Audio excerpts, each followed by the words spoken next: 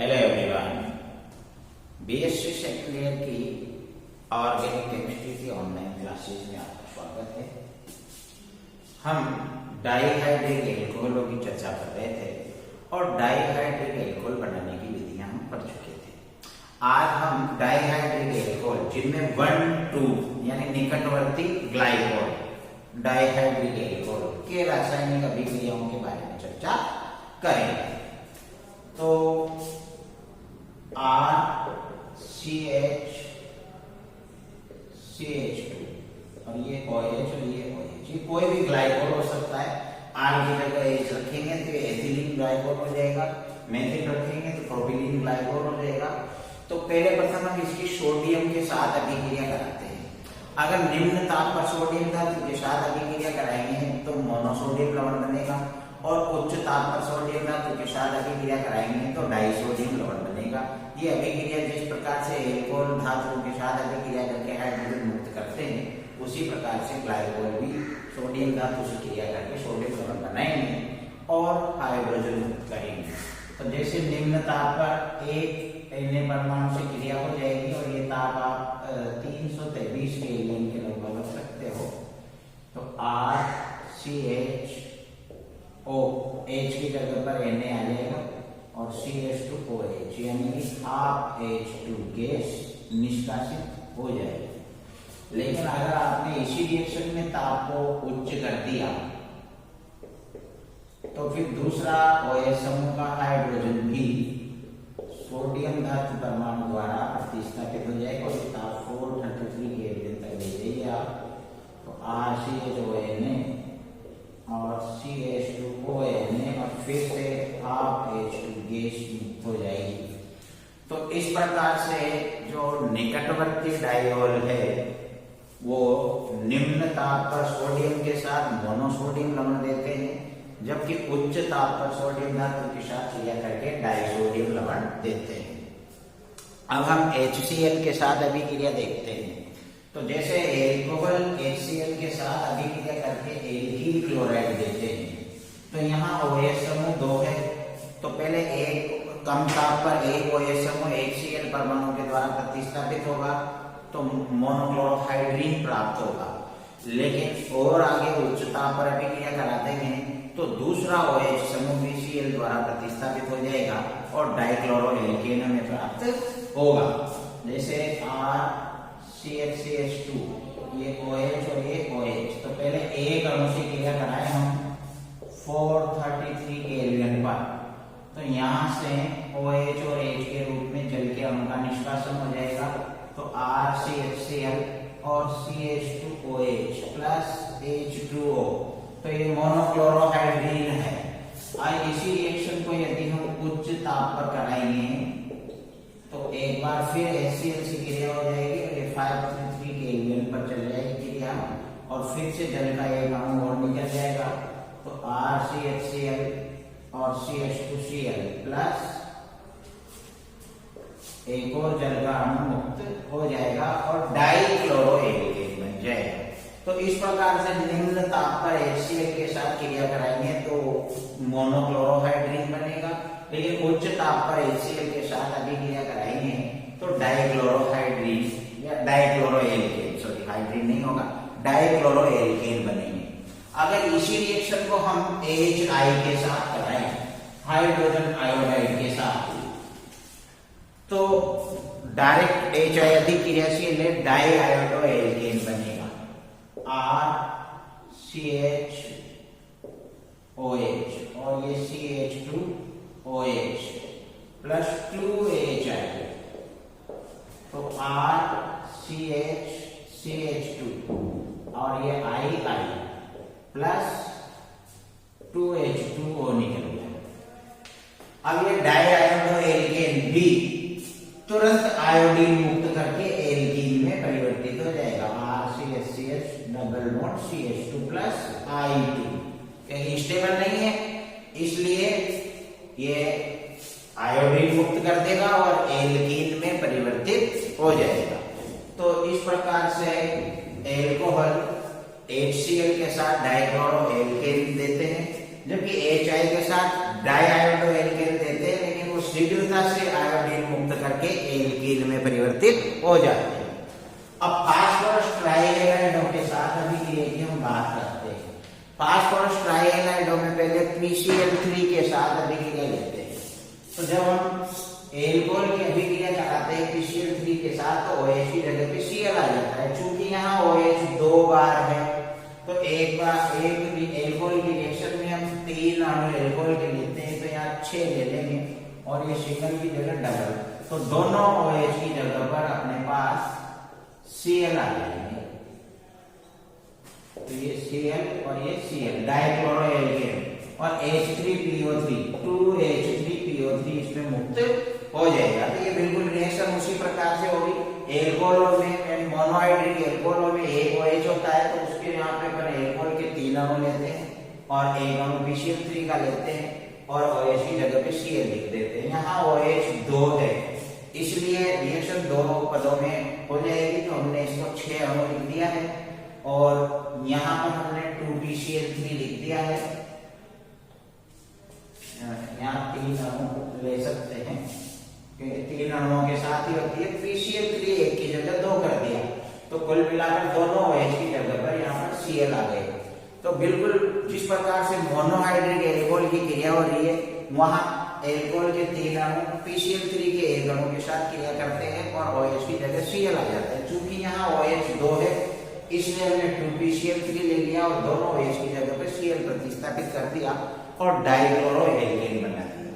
इसी रिएक्शन को जब हम PI3 के साथ कराते हैं तो Cl की जगह पे I आ जाता है यानी कि डाइआयोडोएल्केन। और हमारे पढ़ा था डाइआयोडोएल्केन शीघ्रता से आयोडीन मुक्त करते हैं और फाइनली एल्कीन में एक्सचेंज हो जाते हैं। तो ये RCH double bond CH2 plus 3I2। तो इस प्रकार से ये एल्कीन में परिवर्तित हो जाते हैं। तो फास्फोरस ट्राइहैलाइड और HCl के साथ अभिक्रिया उसी प्रकार से हो रही है जिस प्रकार से मोनोहाइड्रिक एल्कोहलों की अभिक्रियाएं होती है। अब हम बात करते हैं एस्टरीकरण की। तो मोनोहाइड्रिक एल्कोहलों में हमने पढ़ा था कि सांद्र सल्फ्यूरिक अम्ल की उपस्थिति में मोनोहाइड्रिक एल्कोहल कार्बोक्सिलिक अम्लों के साथ क्रिया करके एस्टर बनाते हैं। तो यहाँ भी डाइहाइड्रिक एल्कोहल भी कार्बोक्सिलिक अम्लों के साथ क्रिया करके पहले मोनोएस्टर बनाएंगे क्योंकि एक OH की जगह पर एसिडिल समूह आ जाएगा। फिर और आगे करवाएंगे एस्टरीकरण तो दूसरे OH की जगह भी हाइड्रोजन की जगह भी एसिडिल समूह प्रतिस्थापित हो जाएगा। तो पहले मोनोएस्टर बनेगा जो बाद में डाइएस्टर में परिवर्तित हो जाएगा। तो मोनोहाइड्रिक एल्कोहलों में एक OH होने की वजह से एक बार रिएक्शन होती है, इसमें 2 OH समूह होने की वजह से एक OH समूह पर जो अभिक्रिया होती है उसी को आगे बढ़ाने पर दूसरे OH के साथ भी वही हो जाती है। जैसे देखिए RCH CH2 और ये OH। तो पहले OH समूह पर अभिक्रिया कराएंगे तो एक अणु मोनोकार्बोक्सिलिक अम्ल का लेते हैं HOCOR और ये सांद्र H2SO4 की उपस्थिति में हो जाएगा। तो ये H और ये OH निकल जाएगा तो हाइड्रोजन की जगह एसिड समूह प्रतिस्थापित हो जाएगा तो OCOR और CH2OH। तो ये मोनोएस्टर बन गया। यही रिएक्शन दूसरे OH समूह पर भी होगी तो फिर एक बार और मोनोकार्बोक्सिलिक अम्ल के साथ इसकी रिएक्शन करा सकते हैं तो वही H और OH निकल जाएगा और RCH और यहाँ OCOR और यहाँ भी OCOR प्लस H2O तो डाइएस्टर बन गया। तो इस प्रकार से मोनोकार्बोक्सिलिक अम्लों के साथ डाइओलों की यानी ग्लाइकोलों की अभिक्रिया कराने पर पहले मोनोएस्टर बनते हैं जो बाद में डाइएस्टरों में परिवर्तित हो जाते हैं रिएक्शन को आगे बढ़ाने पर। ये मोनोकार्बोक्सिलिक अम्लों के साथ अभिक्रिया थी। हम ग्लाइकोलों की डाइकार्बोक्सिलिक अम्लों के साथ भी अभिक्रिया करा सकते हैं, कार्बनिक डाइकार्बोक्सिलिक अम्ल। तो ग्लाइकोल कार्बनिक डाइकार्बोक्सिलिक अम्लों के साथ संघनन अभिक्रियाओं द्वारा बहुलकीकृत पॉलीएस्टर उत्पाद बनाते हैं। जैसे एथिलीन ग्लाइकोल की बात करते हैं HOCH2CH2OH और इसकी क्रिया डाइकार्बोक्सिलिक अम्ल से कराते हैं CO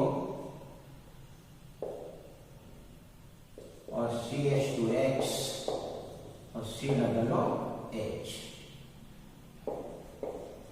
ये तो चेन कितनी भी लंबी हो सकती है, तो यहां से H और यहां से OH निकलेगा, तो ये एक बहुलक बनेगा। इसमें N अणु ले सकते हैं अपन इनके, तो बहुलकीकरण अभिक्रिया होती है, तो HO CH2 CH2O CO CH2X CO CH2 OCH2 whole है और पीछे CH2OH। तो ये पॉलीएस्टर है। जैसे हम एथिलीन ग्लाइकोल की अभिक्रिया टरफेलिक अम्ल के साथ करवाएं तो हमें टेनिलीन प्राप्त होता है, जिसे हम डेक्लोन भी कहते हैं, जो एक पॉलीएस्टर है। ये HO CH2 CH2OH plus HO और बेंजीन एरोमेटिक वाले HOCOOH के दो समूह डाइकार्बोक्सिलिक अम्ल। तो इनके हमने N अणु ले लिए, तो ये हो जाएगा O CH2 CH2 O CO CO होल है और NH2O बाकी निकल जाएगा। तो इस प्रकार से ये श्रृंखला चलती रहती है, बहुलक का श्रृंखला। इसको हम टेरिलीन या डाइक्लोन रेशा कहते हैं, जो एक क्रीज रोधी रेशा है, उसमें क्रीज नहीं पड़ती, ऐसा पकड़ा है। तो इस प्रकार जो आपने ग्लाइकोल है वो डाइकार्बोक्सिलिक अम्लों के साथ अभिक्रिया करके पॉलीएस्टर बनाते हैं संघनन अभिक्रियाओं के द्वारा। उसके बाद में सांद्र H2SO4 की उपस्थिति में यदि नाइट्रिक अम्ल के साथ अभिक्रिया करवाएं तो फिर ये अकार्बनिक एस्टर देते हैं। कार्बोक्सिलिक अम्लों के साथ एस्टर दे रहे हैं और नाइट्रिक अम्ल के साथ अकार्बनिक एस्टर देंगे। जैसे RCH2, ये दो निकटवर्ती कार्बन पर दो OH, तो HNO3 को हम HONO2 लिख सकते हैं, पहले एक बार फिर दो बार, तो दोनों OH समूह से क्रिया हो जाती है। तो ये HH और ये OH निकल जाता है, तो RCHONO2 और यहाँ CH2ONO2 प्लस 2H2O। तो ये इस प्रकार सांद्र H2SO4 की उपस्थिति में सांद्र नाइट्रिक अम्ल के साथ अभिक्रिया करके अकार्बनिक एस्टरों का निर्माण करते हैं। इसके बाद में ग्लाइकोलों की निर्जलीकरण अभिक्रियाओं की बात करते हैं। ऑक्सीकरण अभिक्रियाओं की भी बात करेंगे, तो पहले ऑक्सीकरण की बात कर लेते हैं। RCH या एथिलीन ग्लाइकोल का ले लेते हैं, CH2OH। तो पहले एक बार ऑक्सीकरण होगा, तो ये CHO और CH2OH, ये फिर से ऑक्सीकरण होगा, तो CHO CHO, या ये इधर इस प्रकार से ऑक्सीकरण होगा, तो COOH और CH2OH। फिर ये आगे ऑक्सीकरण होगा, तो COOH और CHO, ये आगे ऑक्सीकरण होगा, तो ऑक्जेलिक एसिड। तो इस प्रकार से कई पदों में और कई प्रकार से इनका ऑक्सीकरण हो सकता है और कई प्रकार के उत्पाद प्राप्त हो सकते हैं। तो ग्लाइकोलों के ऑक्सीकरण से कौन सा उत्पाद बनेगा, ये ऑक्सीकारक की प्रकृति और सांद्रता पर, अभिकारक की सांद्रता पर निर्भर करता है। अगर ऑक्सीकारक के रूप में हम सांद्र नाइट्रिक अम्ल का प्रयोग करें तो ये ग्लाइकोलिक रूप और ऑक्जेलिक अम्ल तत्काल प्राप्त होते हैं, शीघ्रता से प्राप्त होते हैं, यानी उन्हें पूरी तरीके से ऑक्सीकरण हो जाता है। तो अलग अलग ऑक्सीकारकों के साथ ये अलग अलग प्रकार से ऑक्सीकृत करके भिन्न भिन्न प्रकार के उत्पादों का निर्माण करते हैं। इसके बाद में आता है एल्डिहाइड और कीटोनों के साथ अभिक्रिया। तो ग्लाइकोल एल्डिहाइड और कीटोनों के साथ क्रिया करके चक्रीय एसीटेल व चक्रीय कीटेलों का निर्माण करते हैं। जैसे CH2OH और CH2OH plus O double bond C और एक जगह R और एक जगह H एल्डिहाइड होता है। जबकि यदि हम इसको कीटोन के रूप में लिखना चाहेंगे तो O डबल बॉन्ड C और दोनों जगह एल्डिहाइड, तो ये HH और OH2O का निष्कासन हो जाएगा। तो यहाँ CH2O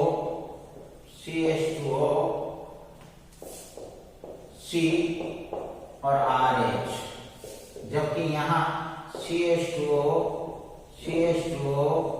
C और RR। तो ऊपर वाला चक्रीय एसीटेल है, नीचे वाले में कीटोन के साथ अभिक्रिया करवाई है, इसलिए चक्रीय कीटेल है। इन एसीटेल और कीटेलों की क्रिया यदि पर आयोडिक अम्ल के साथ करवाई जाए डाइऑक्साइड विलायक की उपस्थिति में, तो पुनः मूल एल्डिहाइड और कीटोन प्राप्त हो जाते हैं।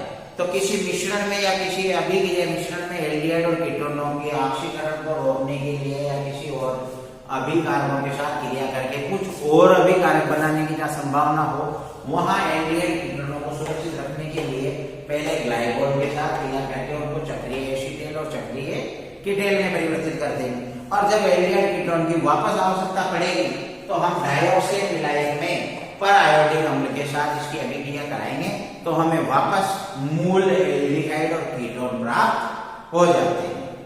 अब ग्लाइकोलों के निर्जलीकरण की बात करेंगे। निर्जलीकरण भी अलग अलग परिस्थितियों में संपन्न होता है, जिससे विभिन्न प्रकार के उत्पादों का निर्माण होता है। जैसे एथिलीन ग्लाइकोल का निर्जल ZnCl2 की उपस्थिति में निर्जलीकरण कराएं तो एसिड एल्डिहाइड प्राप्त होता है। ये एथिलीन ग्लाइकोल है, तो ड्राई ZnCl2 की उपस्थिति में तो CH2 डबल बॉन्ड CHOH और ये जल निकल जाएगा, तो -H2O, ये आगे पुनर्विन्यासित होकर एसिड एल्डिहाइड देगा। तो इस प्रकार से एथिलीन ग्लाइकोल का ड्राई ZnCl2 की उपस्थिति में निर्जलीकरण कराने पर एसिड एल्डिहाइड प्राप्त होता है। यदि एथिलीन ग्लाइकोल को 700 से 30 केल्विन ताप पर अकेले गर्म करें या सिल्वर चूर्ण के साथ गर्म करें तो एथिलीन ऑक्साइड बनता है। ये 737 केल्विन या सिल्वर के साथ, तो ये जल निकल जाएगा और चक्रीय यौगिक बनता है एथिलीन ऑक्साइड। इस एथिलीन ऑक्साइड की क्रिया यदि किसी एल्कोहल के साथ करवा दिया जाए, CH2O,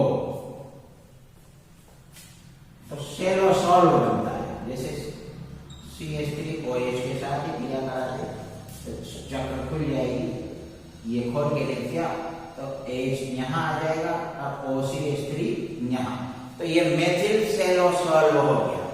इस मेथिल सेलोसॉल की फिर एक एथिलीन ऑक्साइड के साथ अभिक्रिया करा दें तो डाइग्लाइएन बनता है, जो एक प्रकार का ईथर है, पॉलीईथर मान सकते हो। तो ये CH2O के साथ इसकी क्रिया करा देते हैं अपन, तो CH2O और CH2OH और यहाँ CH2OCH, तो ये डाइग्लाइएन जो एक प्रकार का ईथर है। इसी प्रकार से फास्फोरिक अम्ल की उपस्थिति में यदि इनका निर्जलीकरण कराते हैं तो पॉलीएथिलीन ग्लाइकोल प्राप्त होता है। जैसे पहले एथिलीन ग्लाइकोल के दो अणुओं को लेंगे हम, HO CH2CH2OH plus HO CH2CH2OH, phosphoric अम्ल की उपस्थिति में यहाँ इसका निर्जलीकरण कराते हैं अपन, तो ये डाइएथिलीन ग्लाइकोल बन गया।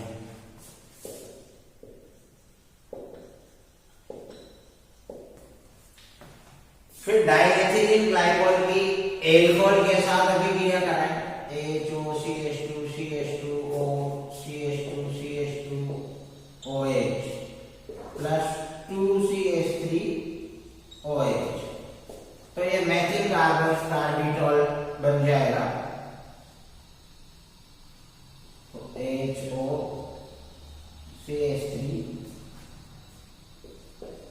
CH2CH2O CH2CH2 OCH3 और जल का निष्कासन हो जाएगा।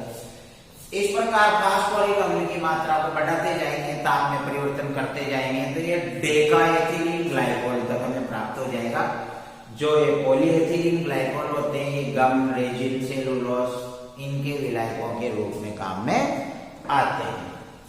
अब यदि एथिलीन ग्लाइकोल का सांद्र सल्फ्यूरिक अम्ल की उपस्थिति में ऑक्सीकरण करवाया जाए, निर्जलीकरण करवाया जाए, तो 1,4-डाइऑक्सेन प्राप्त होता है, जो एक औद्योगिक विलायक है। तो ये एथिलीन ग्लाइकोल CH2CH2 OH और OH, और एक और दूसरा हम लिखेंगे अपन HO CH2CH2 OH, और सांद्र सल्फ्यूरिक अम्ल की उपस्थिति में इसको करवाते हैं, और यहाँ से जल का अणु निष्कासित हो जाएगा और यहाँ से भी जल का अणु निष्कासित हो जाएगा।